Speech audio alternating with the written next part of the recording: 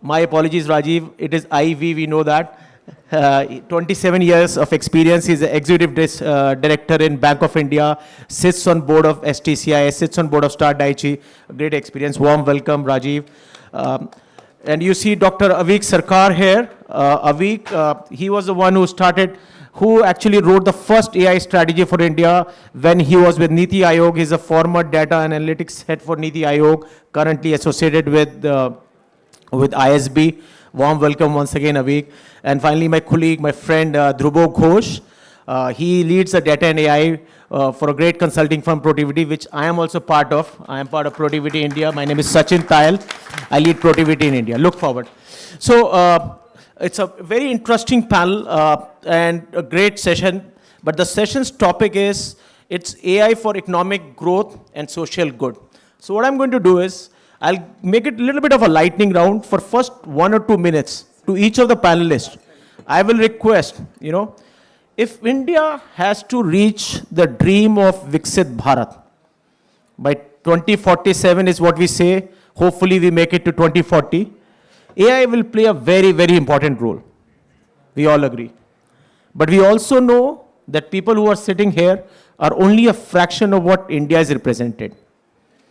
For India's economic growth and social good, if each one of you have to pick one sector, just one sector or one area, then you have to tell us what will it take for India to reach that Viksit Bharat dream of each one of us. So let me start with Mohit first. Go ahead. Thank you. So I think in my view, I'll actually name 2 sectors, agriculture and manufacturing. The Mahindra Group, we play a large part in tractors and farm machinery. For us to be a Viksit Bharat, food sufficiency for feeding with high nutrition, a growing population and a young population. We have to be self-sufficient in all the ways. And I think there's a big AI unlock possible and increase the yield of the land. If you look at it, India is still an agrarian economy with 50% people living in rural and semi-urban India. And I think we can do a lot there. And the good point is that there are lots of data sets available or can be made available to bring together weather data, soil data, crop data, fertilizer data, crop disease data, farmer data, land data together. I think there is some start in that, but a lot more can be done. So to my view, that's a big one. And then secondly, of course, manufacturing, make in India, make in India for the world. We are large automakers, making all kind of passenger cars, electrics, commercial vehicle, etc. And there is a good opportunity to scale up in many ways. And AI again has a big use case there in terms of quality, agility, supply chain, safety, many other things which we can talk about later. But to me, those are 2 sectors we have to double up. And there's a great real opportunity where AI is now feasible, viable, desirable, affordable, which 10 years, I was still doing the same role maybe 10 years ago. It wasn't either of those 4. It was desirable, but neither viable nor feasible, nor affordable. Now it's all. And hence, the time is now, and we should do it. It's India's opportunity in all the ways. Thank you, Mohit. Let me go to Rajiv. Rajiv, what are your thoughts? And I know it has to be banking, right? There can't be any other sector for you. I have to be biased towards banking, but then, as Mohit rightly mentioned, 65% of my population is in rural India, rural or semi-urban, and same is the case with my number of branches there. So 65% branches are in that area. 50% or 45 to 50% population comes from that part of the country. 18% of the GDP comes from that part of the area. So that sector is the sector which is one going to be there. And banking being the services sector, that also is the second sector which we know.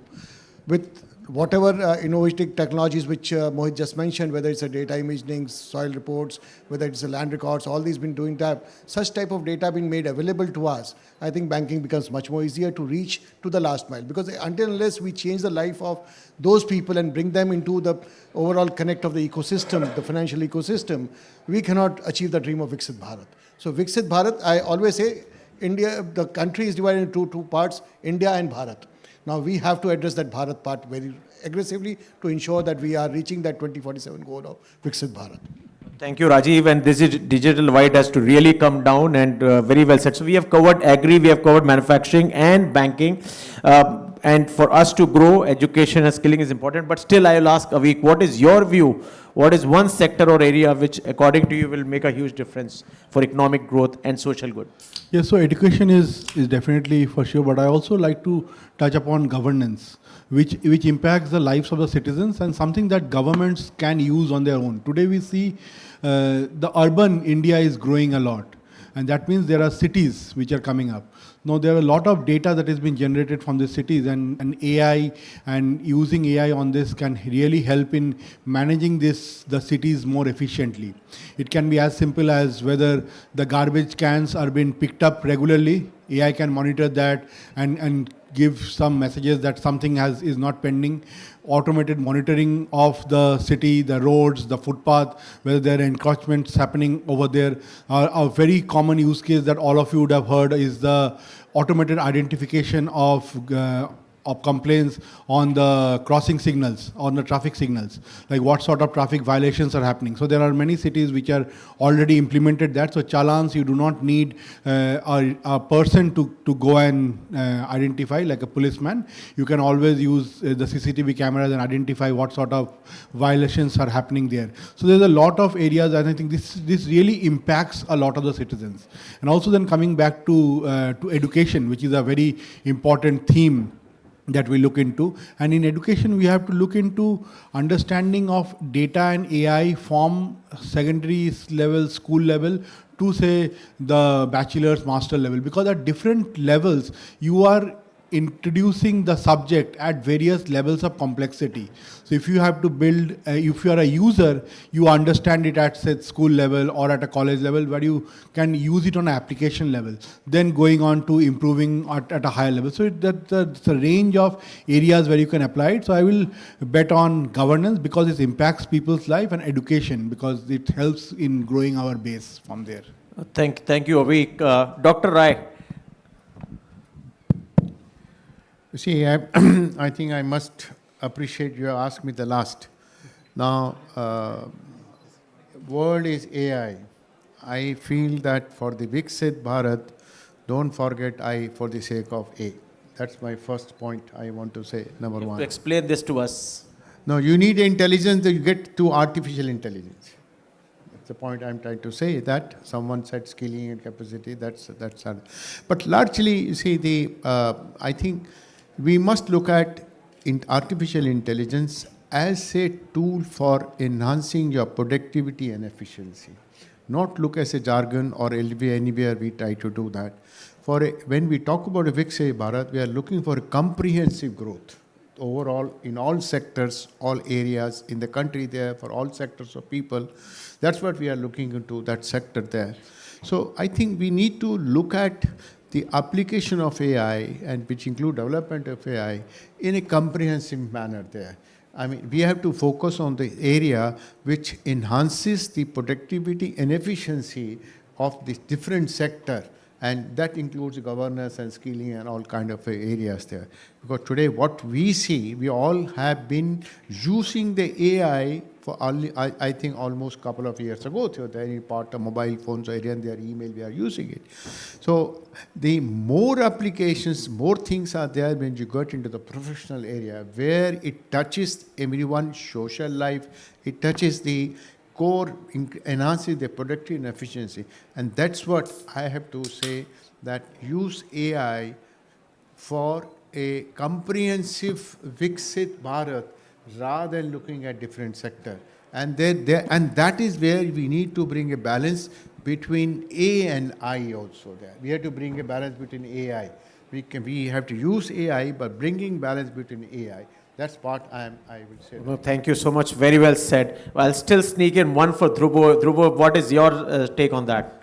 I think they have covered mostly all the sectors, right? I still believe that there is one more sector, which is the healthcare sector, where we will see a lot of usage of AI. And the healthcare sector, we have to look at it in two aspects, right? One is the drug diagnostics, the drug discovery, the diagnostic of diseases, but also the rural outreach.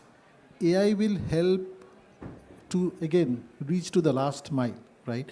You will be able to use conversational AI where doctors can't reach for them to have a conversation, understand or do a preliminary analysis of the diseases. So I believe healthcare is another sector. We will see a lot of usage of AI within India, again, to bridge the gap between India and Bharat. Thank you, thank you. With these opening remarks, let me go down deep now. And Mohit, you come from a very diversified group from tech. I saw there was a big tech Mahindra over there, auto, farm, finance, you name it, you are into those group. But you also touched about agri. And as I talk about that, if I may ask this group, is there anyone sitting in this room who's actually deriving farm income? No farmers in the room. No farmers in the room, right? But everybody eats food. Everybody eats food. Huh? Oh, There is one? there is a farmer there. There is a farmer? There is a farmer. Your family is, you are not. You are still working somewhere. But thank you so much. Claps for him. Great. Thank you. But the thing is, 55% of India is still farm country. I mean, India lives in villages. And what will do India good? Welfare for all, happiness for all. My Sanskrit is not good, but that's what it says in Sanskrit as well. Yeah. So tell us, Mohit, how will AI be an enabler for our farmers? So I think there are 3 unlocks, and some of these are happening and some of these will happen. One is around multimodal AI, right, which is voice, video, data, text, chat, all of that together. It's taking shape, but not fully.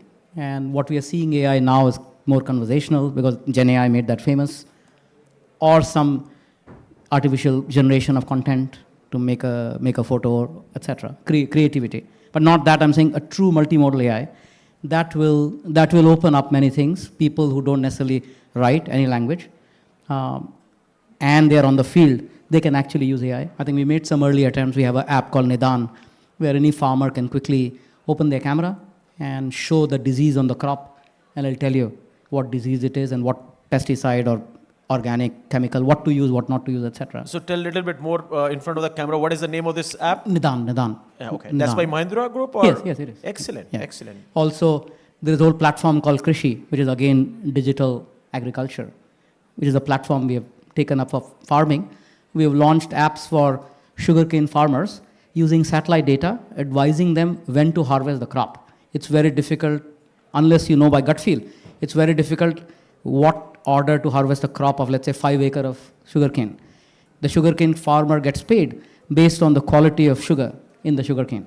So if I were able to microgrid using a satellite data, and I can tell him that you harvest A1 first, B7 second, Z7 next, and go and keep selling it day by day to the mandi, you'll get the best cost rate. So around 100,000 acres of sugarcane farming is under that crop harvesting pattern.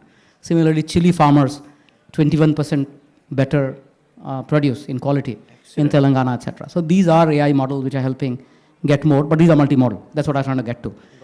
That's one unlock. Second is multilingual. And that's where you saw the Tech Mahindra stall, that we're working on dialects of Hindi and local languages so that it's not based on interpretation. Of course, Bhashni, which has been sponsored by the government, has worked very well. Microsoft, many other people are doing a lot of work in that space. But can you go down to dialect level and make models which can work in all languages? So multilingual. Third is smart wearables, where I don't need to necessarily use the phone. How else can I use AI? I think all this will happen in the next 3, 4, 5 years, and we're making early bets on this. And this will unlock much, much bigger in the life of. And that's where Dhruva was talking about, could be education, could be healthcare, all of that. I'm only talking about agri. Of course, manufacturing, safe cars making safer, all that is part of it, where our cars are safer than they were ever before. And that's because of AI. Because the car brakes a lot before the human being is detected what's going to happen. So when is Mahindra making a self-driven car in India? you don't need to. The idea is not to replace the driver, right? Unlike the Western market, where you want to sleep on the back seat, or you don't want to go drop your child to the school. We want to go drop child to the school. But I like that. Yes. the autonomy for us is safety, right? Can I see that India becomes a zero accident country. It's not so, right? If you look at it, thousands of people are yet on the road dying. So for us, autonomy is safety, and that's what we're trying to do. Thank you. That's very well said. Thank you. Thank you so much. So, Dr. Rai, this time I'll not take you last, because it's important. See, as at AI, today we want to have a sovereign AI, but it is only few months back we beat in Pakistan, left, right, center in the Operation Sindoor. And what we hear is, it is no more land, air, and water when we are going to fight wars. It is going to happen in many which ways we are going to fight it, right? So as AI is taking its shape, what are the biggest cyber gaps which as a country we should be keeping in mind? I give you one example. I hope you will give me 2 minutes there. All heard about... More on this one. This is more deep. You please go ahead. We have the Russia-Ukraine war has been going for it right from 1922. Okay. Many of you won't have noticed it. When the Crimea was annexed in 2014, Crimea was annexed by Russia in 2014 there, the tensions before that had started building between Ukraine and the Russians. They had started building the things there. Ultimately, Ukraine were part of Russia, and they got Russians. A lot of cultural values are same there. No, they planned everything. The entire data of the Ukraine was moved out to either Europe or America. I will not drill down more than that, passed on over there. Because it was well thought that Russians have a better penetration kind of a capability. See, Russians doesn't have a BTech computer science. They don't have a computer science as a subject there. No, they have a mathematics there. They teach computer science as a mathematics there.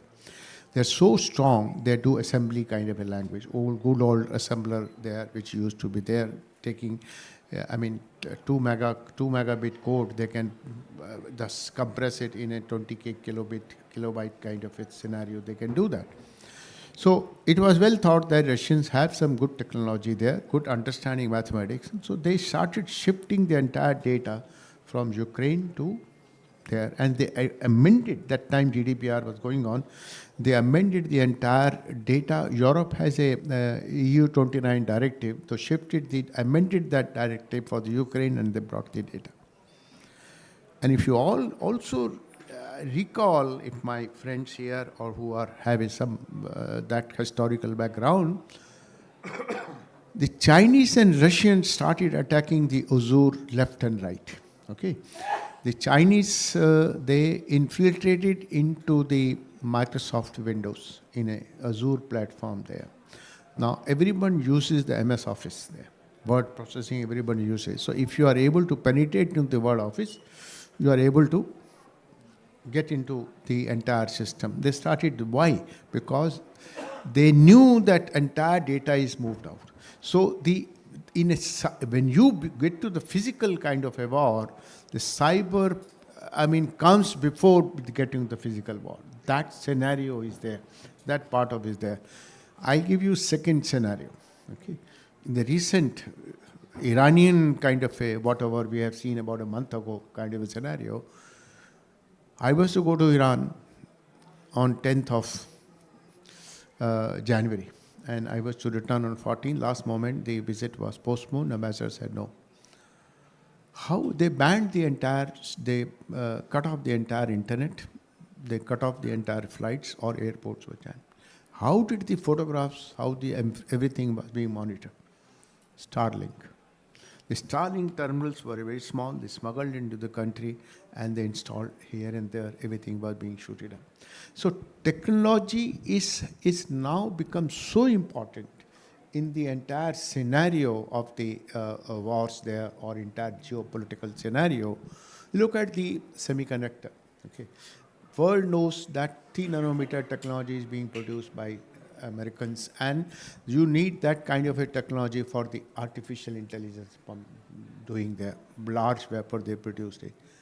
And the Americans have a complete control on that scenario. Now, looking at the Taiwanese takeover, which they expect 28 China will do, God knows, I am only saying the public. They took TSMC to Arizona. They took Samsung to Arizona. They built up the plant so that in case something happens, they are not able to do. And Chinese are more interested in the Taiwan, not because of Taiwan, a small island there, because of the TSMC. The Taiwanese semiconductor manufacturing company. And that is the, if China you called about manufacturing country, I mean, like we have a Chennai is the India's capital of the manufacturing. China is the world manufacturing city there, country there. Taiwan is the semiconductor foundry of the world. That is the what is they say they talked about. Of course, there are 3-4 companies are there. So in this entire kind of a scenario, tech is playing a big role. You talk about the Operation Sindhu, okay? Now, gone are the days when the missile chases you with the heat map. Gone are the days. Today, the technologies have been developed. I mean, they lock the radar, locks it and picks up your GPS, okay? Then they start following through the GPS and together with the GPS, they follow the heat map. So it's a unique combination. So today, what we are talking about, when we talk about any sector, whether the banking, or you talk manufacturing, or you talk health, or you talk about any other thing, agriculture, you would say tech first. Techno-economical, techno-legal, techno-health, that kind of scenario you talk about. So the technical part, the technology part may be very small, but then it drives the efficiency and productivity of the system there. That's what technology there. So it has become a very, very important aspect in this entire scenario of economic scenario. And that's why I said it in the beginning when you said one minute remark. We need to look at what is necessary for the, I mean, if entertainment is going up, that is one sector which leads to me the Viksit Bharat. Sure. Okay. But then that is not the entire Viksit Bharat. So we need to look at what priority areas we need to look at it, part of it there. So I think tech is an important aspect in the today geopolitical aspect. No, thank you. And today, geopolitical is definitely very, very key. Thank you so much for your work. So, Rajiv, I'll turn to you. And Dr. Saab made a very pertinent remark about, when it comes to banking. And clearly, for economic good, financial inclusion is very important. So, there are two questions. How do you think AI is helping us in the whole financial inclusion journey? And second, also, part B is we all hear about, keep reading in the newspaper about digital arrest, all this money being transferred, and especially to the vulnerable population, and not only to vulnerable, even to smart, educated people like us. It has all happened in all the households. So, what is banking industry taking help of this AI to prevent that? I think they are taking help of AI to attack us individually. What is AI, banking industry doing using AI to prevent that? So, two questions. Yeah. Two questions. Let me answer one by one. Please. One is the business part of it, or you say, how do banking reaches to the last mile, or to the farmers, or whatever we are calling. Now, if anybody in the room sitting here, if I ask, if you want to approach a bank, what do you understand? What do you think? What is going to happen? Bank is going to ask you with sets of documents. Generally a PAN card, then IT returns, then lot of documents. CIBIL score is one of the documents number which all of us have remembered apart from our mobile numbers. All of us know what is our CIBIL score now. But look at the places where new to credit, a farmer or a person who is coming from a village who has never availed a credit. How do I assess him? So the AI is helping me a tool which helps me to go from this document-led lending which was earlier there to a database driven lending. Now I have a lot of data there. There was talk about the farmers been there where he said about the farmers, if you show the crop and what type of fungal attack or bacterial attack has happened, and then they can provide medicine. Similarly, imagine a farmer, if he has to take a loan in a bank, a KCC loan or any small loan, how many rounds to the bank he has to make. Now to make that life simple, I have a satellite data which can tell me the imagery, what type of crop is being grown, what's the cropping pattern, what crop is there, what is the life cycle of the crop, what were the last 3 crops which are sowed here, how much is he able to sell it in the market.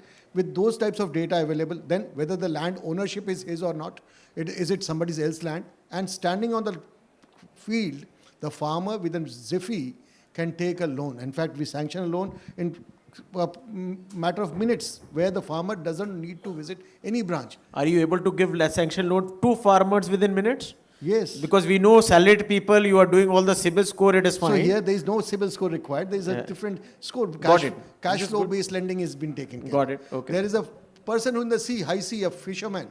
He is there going the boat. Does he have a time to come to a bank branch and take a loan for his whatever catch is? But we know what is the catch he has been selling, how much he is, and we have a lot of transactional data which has been sourced to us. So the amount of data which is flowing across the systems is huge. On a daily basis, if I talk about my bank, own bank, Bank of India, we handle around 3.5 crores to 4 crores data transactions per day. Now, this is the volume of transactions which are there. It's all data which is there. Now, with this set of data, if I want to do reach out to my end customer, it becomes very easy if I use these tools. Humanly, it is not possible, but as Rai sir very rightly mentioned, we have to remember both intelligence with artificial intelligence. We have all the intelligence, then we use this artificial intelligence, the man behind the machine, takes the models are built in the right place, and risk models are also put into place so that the system is not fooled off. Then we are able to take care of it. So lending, reaching out to the customer makes it very easy. You understand what the Jam Trinity has done to the entire country, how people have come into the bank, formal sector of lending.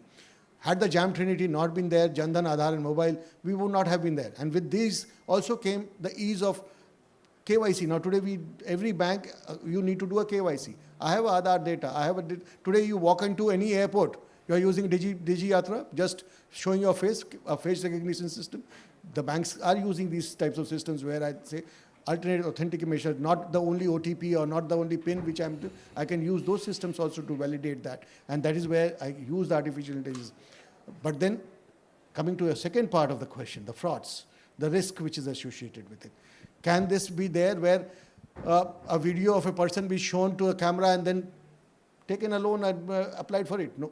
I need to have inbuilt systems which can do. Then I mentioned around 4 crores of transactions happening on a daily basis over a system.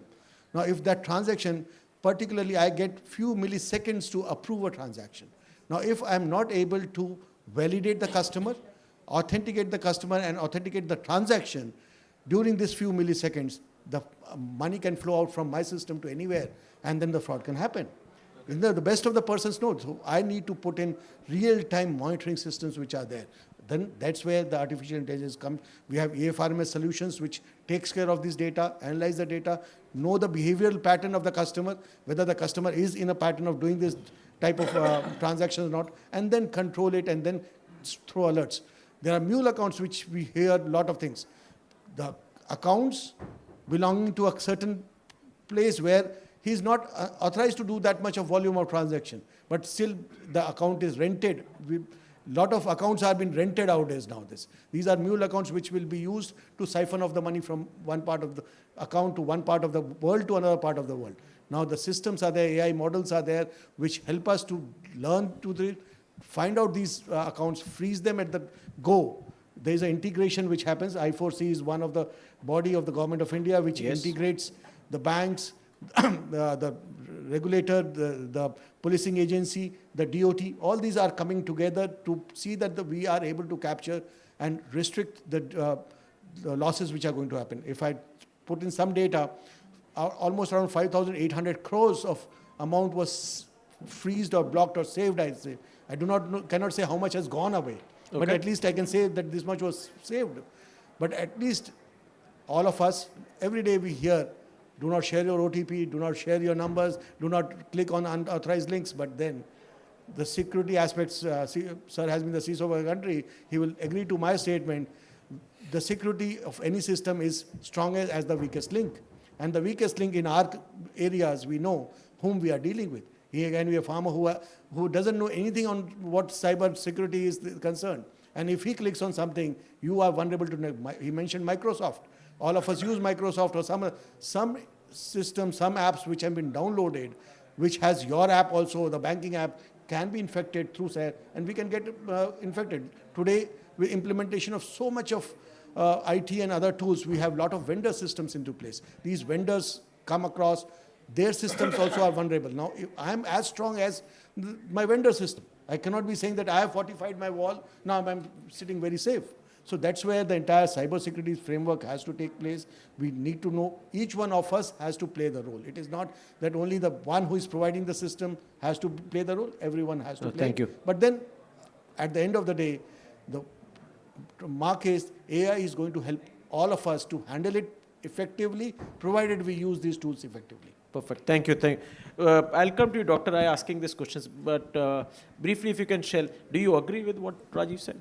Oh, I 100% agree. I 100% agree. But what is government doing around that also? The government, you see, the government has done a lot in this area. But I tell you,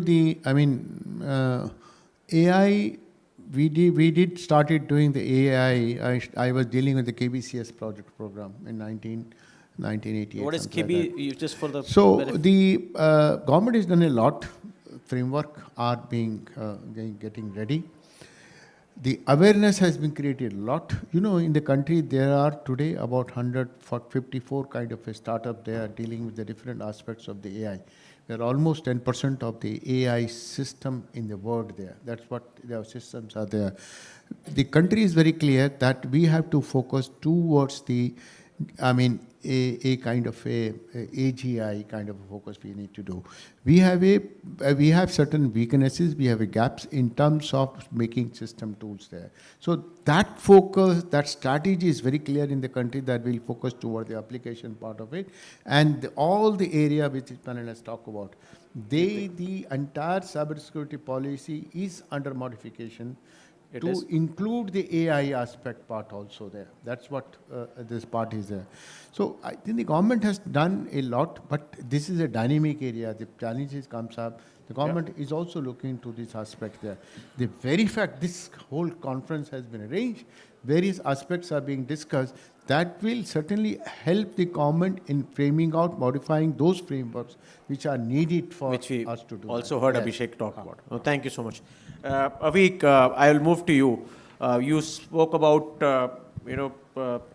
the whole governance side of it. But I would also still like to ask, unless until in the previous panel, Amitav spoke about that we should start educating our children about AI from class 3. Okay, that's not even when physics get started or chemistry. Physics, chemistry, maths is all, it's one science, right?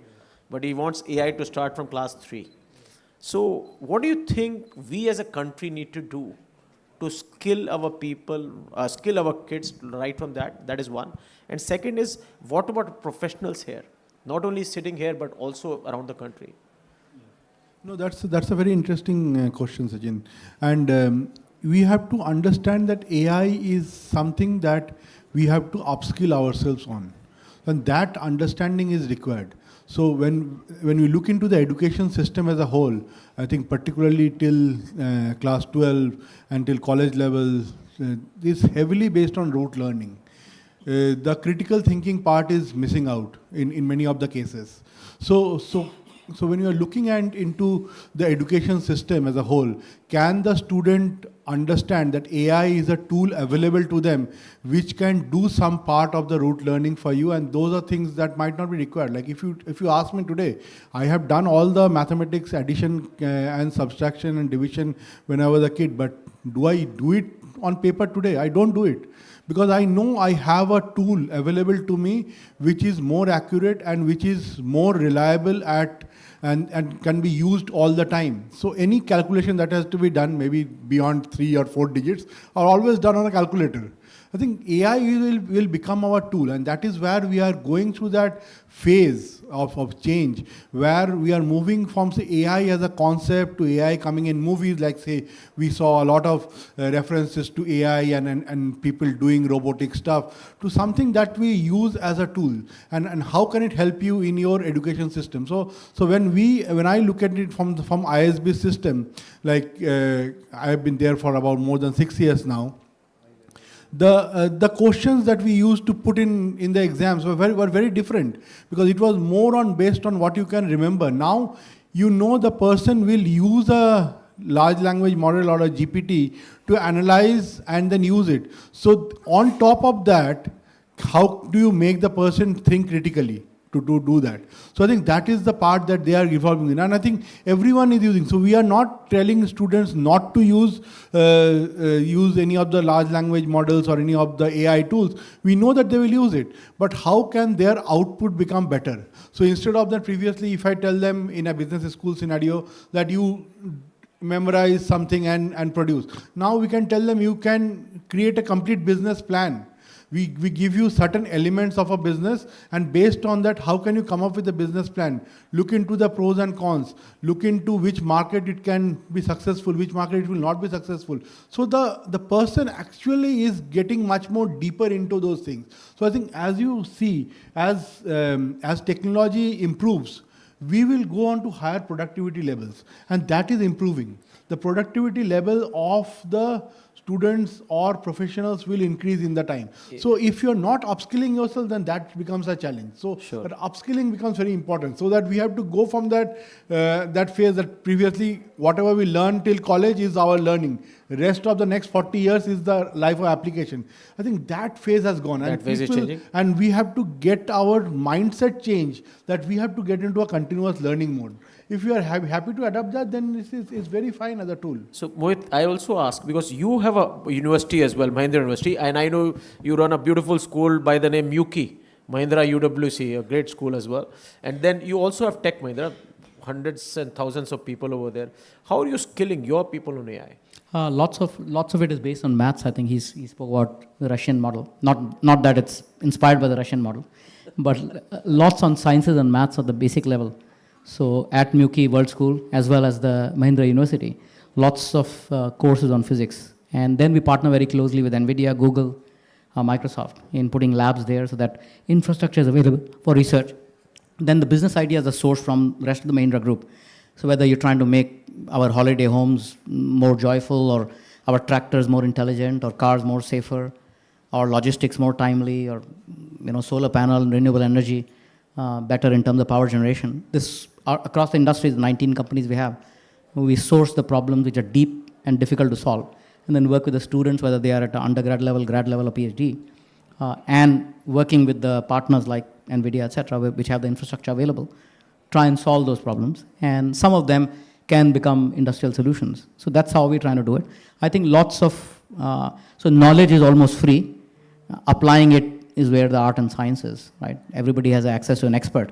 Most people, see, it's very, very interesting that 30 years ago, maybe when I needed to learn, it was very costly. I had a lot of time, right? Now, knowledge is free.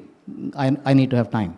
So we need to figure out people, how they use their time. And oftentimes people are using most of their time in watching entertainment, which is good for the entertainment industry, but not necessarily people are learning. So I agree with what he was saying, that it is a very democratic force where MSME and SME have access to the best experts available through deep research, etc., in the AI model, right? You don't need to necessarily know somebody who knows in whatever you're doing, whatever you're making. So product and services, anybody, if you are entrepreneurially inclined, anybody can start likely a business, has a better chance of success versus how it was earlier, who you had to hire the best of the CA, the best tax consultant, the best expert. All of that is now available. You need to figure out how to apply it. So applying AI is where, and that's why prompt engineering, many other things people talk about, that's where it is. It's not the knowledge. Everybody has on tap knowledge. How do you apply it? So focus has to shift there. Schools have to teach that. I don't know about class 3 on who said it, why. But I think 6th onwards or 10th onwards, applying AI is where it has to be. So to me, I think that's what we're doing in our educational institution. Thank you, Mohit. Thank you. Yes, Dr. Rai. No, I see. I will slightly differ with that proposition that we start teaching. See, look at it. Today, India became a leading country of IT BPO kind of a scenario. 38% market is with us, worldwide market. How did we get it? Because good old days time, the English was adopted as a language. We started learning as a language. That is helping us. Today, the structure is there. You go to the 3rd standard, 4th standard, you ask them to remember the table and do the multiple calculations there. They start looking at a calculator and start doing 3:9 what and 4:4 what, that kind of scenario. So I think at that age, we should not forget the mathematics learning, basic mathematics learning there. So when we talk about the AI education, it's a larger jargons we are using. I think we should not sway away. That's why in the first said, we should know what to do, what not to do. That is very important to do that. We should not kill the ability of a child for a natural learning process. And that's why I said AI is more important than A. That's what I said. what AI education comes up, the child at the age of even the 10th, forget about the 10th class I'm talking about, forget about the 3 years age, 10th is somewhere around 12 or 13 years of age or so, though, even more than that, 15 years of age that time. He or she, the child, is not expected to write an AI algorithm there. But if they know how to use the application of AI, how to use ChatGPT or Gemini, that day will be difficult. As Avik said, application part of it, how to frame your management proposal, how to structure your pie chart. I think those are important to teach them. But while teaching them, they have to use, as Rajiv said, you need to use a common sense and formulas and tools. He used the word tools, we need to use it. So focus education should be applied rather than writing how to write the AI code. That is what I want to differentiate there. No, thank you. This is helpful. Now, Dhruvo, you've seen Bank of India, who's done some scale work at a population level. Mahindra Group is far ahead what he is doing on AI. But then there are many clients of yours who get pilots, but they have not been able to implement AI at population level. And for economic growth, it's important that we have spoken about farm industry, we have spoken about our kids, education, we have spoken about banking, but again the manufacturing, healthcare, organizations as a whole, how do they adopt, what are the barriers for these pilots to become scale? So Sachin, you will see that pilots often are successful. And the reason pilots are successful is because they work on curated data.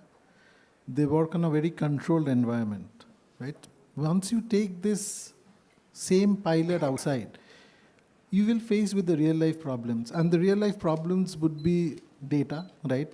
Data is the basis on which all these AI algorithms run. You will have fragmented processes. You will have governance controls, and rightfully so, right? You need to have the explainability, the auditability of these models itself. So you will have these plethora of problems which surrounds it. Now, for one of our clients in the very early days, we started with a Gen AI knowledge assistant or a policy assistant kind of a thing, and the pilots worked successfully. When we tried to kind of take it to the production level or the population level, as you call it, the first problem that we faced was nobody knew what the right policy documents were. Everybody had their versions of the policy documents. The second problem was a lot of these documents had sensitive information. So you don't know what to show and what not to show. And third, as I said, right, people wanted to understand how can you explain the output of these models?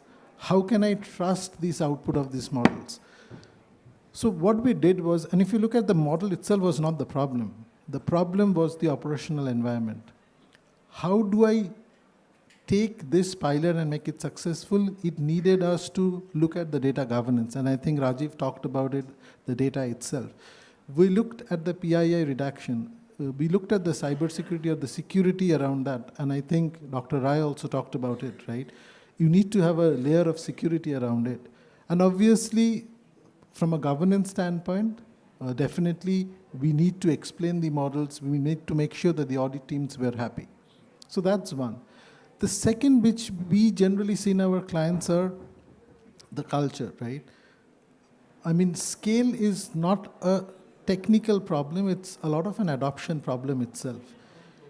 People do not want to adopt a model because maybe they're afraid that it's going to replace their jobs. They do not trust the transparency of the models itself. So they refrain from using these models. And how do you solve that, right? It's a culture change that you need to bring in. It needs to be driven from the top as well as from educated people from the ground level. And I think Dr. Sarkar talked about the entire skilling of people. How do they become more educated in this whole scheme of things? And I think if you look at both these two aspects, you will see that bringing this culture change, you will see a lot more adoption happening at a population level. And you work with a lot of captives also, Global Capability Centers, GCC. You see they are doing it better than in some of the Indian companies? I would say that, see, there is another perennial challenge with the Indian companies when these models comes, and we are kind of working at these models, which is very Indic models, right? Our sovereign models that we are speaking about. Yes, when we talk about the captives, you will see that these captives work a lot with the English language and use the models which are available outside. But when it comes to the Indian conglomerates, talk about banks, right? If it has to have a conversational AI going on, it needs to communicate, or the model needs to work on all different languages. And that is something which we are changing, right? Param 2, which was released recently, Sarvam AI, they're all looking to change this difference or this bottleneck that the Indian conglomerates would face. But between captives and Indian conglomerates, I think both of them are doing a decent job. And this is what is happening. There are a lot of large conglomerates which are having their captives. So before moving to any follow-up, so I will like to open it for Q&A. I think you heard, I hear, that's what. Please, can someone pass on the mic? But we can hear you. Go ahead. And please, for question is for whom and what is your question? What is your name first and what is your question? Hi, my name is Mayank, and yeah, I come from Delhi. So and very good evening for all of you as a panelist. And I really like what we have been speaking about from Mohit Kapoor to Gulshan. Very good evening to all of you. Okay, yeah. So 2 days back, I was in a village nearby to Aligarh in Atrauli. Okay, and the road was like a distance of my hands. Okay, that much was the road. And now I'm sitting here, I'm thinking about, there are two parts of India, which one of the panelists was also speaking about, India and Bharat. Okay, so my question is, I'll come to my question. So my question is that, how can we equalize the difference between that part of India, and how can we make a similar competitive field for children of, Thank who you. are coming from that Perfect. village and from How there? will AI going to help divide? So Dr. Rai, you spoke about this divide. Give us in 1 or 2 minutes, please. See, the only one way it is possible to do is that we must think of now providing accesses, delivering the services universally across the country there. Okay, that's one. And many pilots I have seen which are going on. First of them is the face recognition system there. Today, face recognition system is very, it gives you 1 meter kind of a scenario accuracy there. You do that, there are so many NGOs working on sending the photographs. But largely, we need to use the satellite system or the high bandwidth internet system, even terrestrial, for delivering those educational programs there, educational program. For example, I give very simple, you out to the village, talk about that area. See,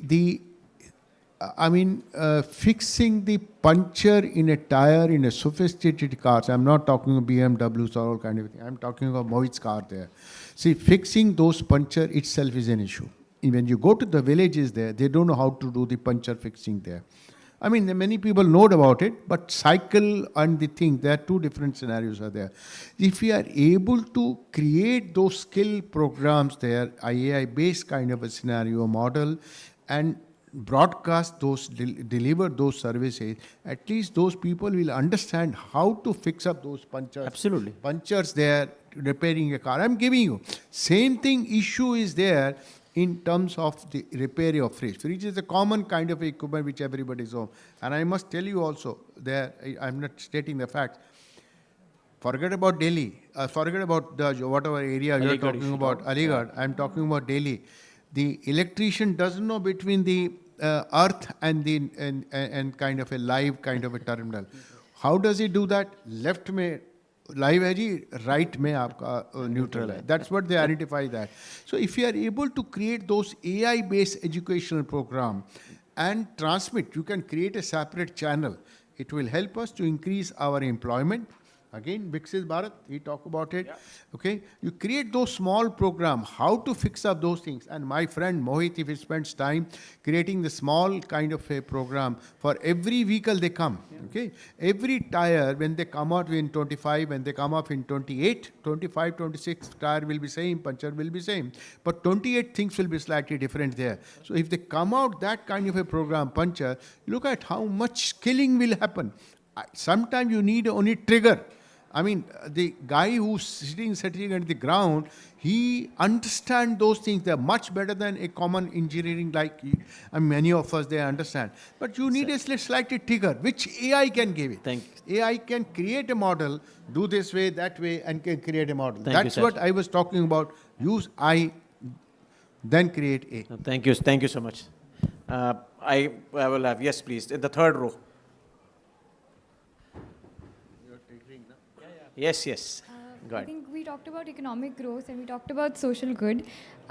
So do you think, and last mile connectivity, but, oh, I'm sorry. I'm Prakriti, I'm from the Secretariat. We're a policy-focused organization. So my question is, do we have enough policies to address risk and trust in India, or is there still a gap?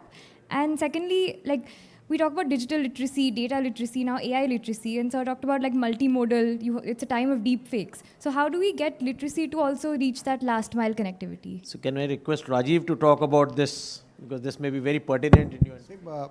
You rightly said we need to build trust. One of us spoke about developing models.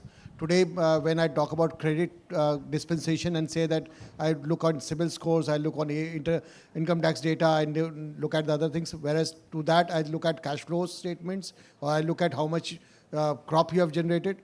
I need to trust that data and start building a system on it. So there has to be clear-cut policy guidelines, prescriptions there, which creates the trust in the overall systems which are there. So we are building on those systems, whether it is from the cybersecurity part of it or the adoption part of it, the trusts are there. One of the member here asked about how do we educate, or how do we reach out to the last mile?